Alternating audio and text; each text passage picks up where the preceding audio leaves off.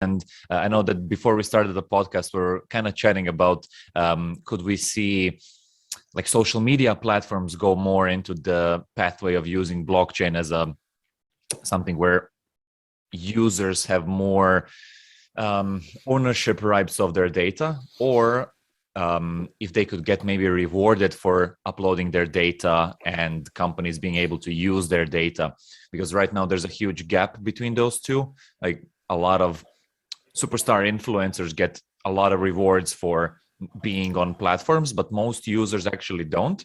And I have a feeling that we already see the rise of a few of them where they're kind of rewarding users for just using the products. Like, have you heard of the Brave browser, for example? Oh yeah, sure. That's one of the examples where and it's a very simple solution. I think that's why it works.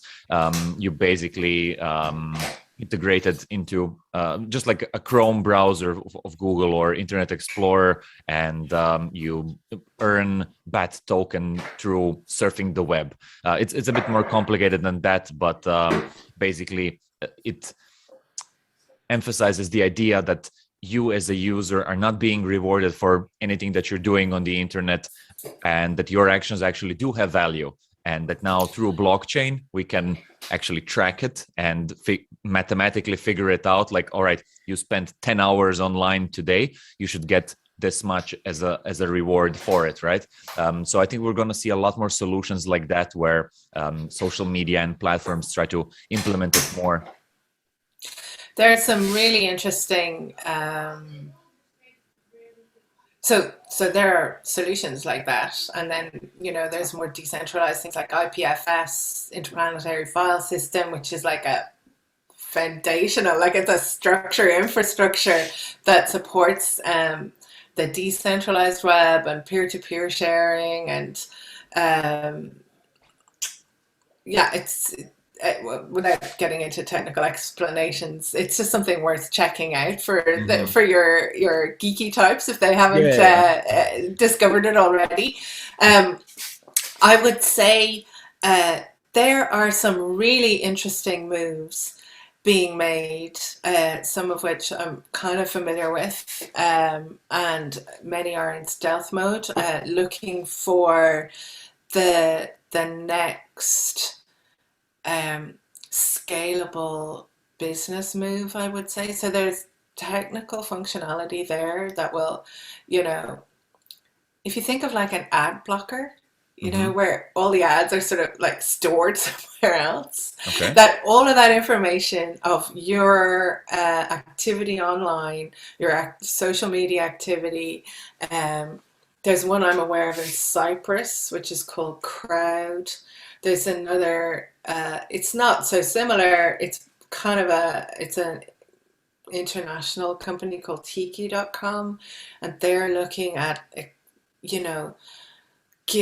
paying users for signing up with them, and then they become like an agent or interface for the regular user, not an influencer user, just a user, tracking all that information, your user data and your information, and then being able to sell that. So you become so those middle people, Crowd or Tiki, become a negotiating factor with Google or with Facebook or with whatever. So there are some moves afoot.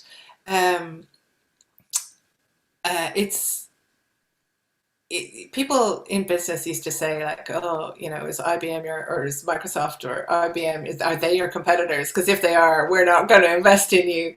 I mean, like if you're trying to take down Facebook, you have to be really careful how you share that message. If you're looking for VC funding, you're not going to take down Facebook with your Linux box in your bedroom. It's going to have to be like a big play. You're going to need users. You're going to need global market share. And how are you going to get there without funding, big funding? And if your message is, we're going to cut the legs off Facebook, who's going to, a small going to percentage fund that one, So, things are afoot. And things are changing all the time. And if we see that business models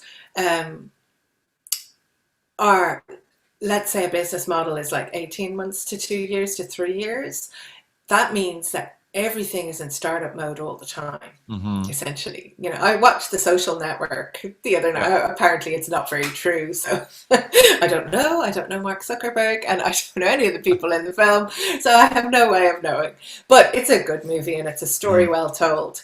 But that whole idea of what is this, that captures so much about startup land. You know, I'm talking to farmers, and I have an app, and it's called Field Notes, and you know, I'm trying it to things that people already know, but you know, we're co-creating new data products with farmers.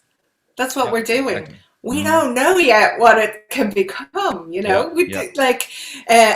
So some of those stories, like what is Facebook, what we don't know what this is, but we know it's cool, or we know it's wanted, or we know it's desirable, and all that stuff is really exciting. But you know, it's really, really. It is. Hey, thanks for watching this video.